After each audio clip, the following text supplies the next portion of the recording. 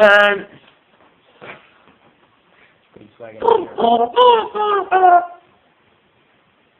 You need to keep quiet in the tournament environment.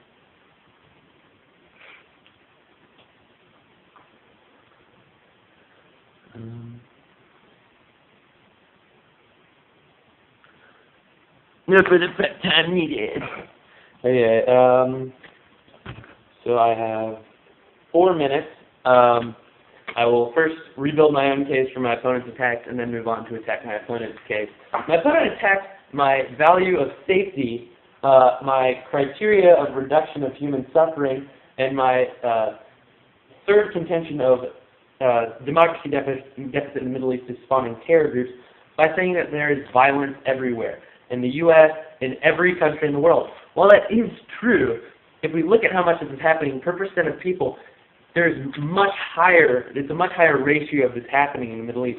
There are groups who exist purely to do this as compared to in the U.S., where we have either small groups of people who are doing bad things or one crazy person who's doing bad things. Like you referenced Sandy Hook and Columbine. We're talking about 3 crazy people who killed a total of under 50 people as compared to the Middle East, where these mass things are happening every day. People are dying. There was a U.S. Army base that was just attacked last September by a terrorist group. People, because of what's going on in the Middle East with this democracy deficit, people are getting hurt.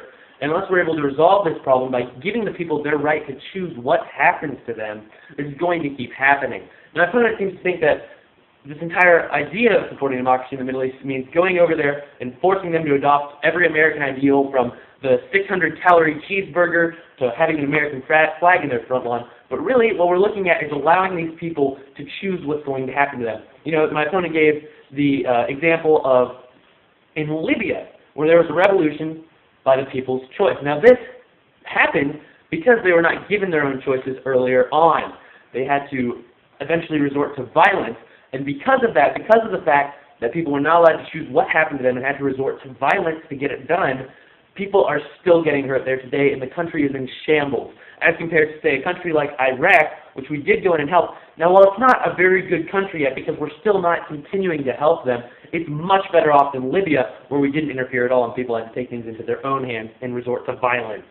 Now, my first contention was that autocracies and terror have a link between them. My opponent attacked that by saying that people who don't do terror in the Middle East are leaving the country. Now, is what my opponent is essentially saying that everyone in the Middle East now is a terrorist because the people who aren't doing terror are leaving? This really just didn't make too much sense, and it was a last-ditch effort to sort of backslink between autocracies and terror, and saying that in these countries almost everyone is a terrorist, which really doesn't make any sense. The terrorists are hurting people in these countries who would like to have the right to choose because they aren't being able to choose what happens to themselves. It's a long, complex thing that can be solved if the U.S. were to help. And my second contention was that the fewer rights protectives, the more terror groups seem to spawn, was that, again, there's violence in these other countries too, which, again, while there is violence and there is, horrible things that happen in every country, a whole lot of what's going on is happening in the Middle East. Now, I will now move on to attack my opponent's case. My opponent's value was morality, and my opponent's criteria was human rights.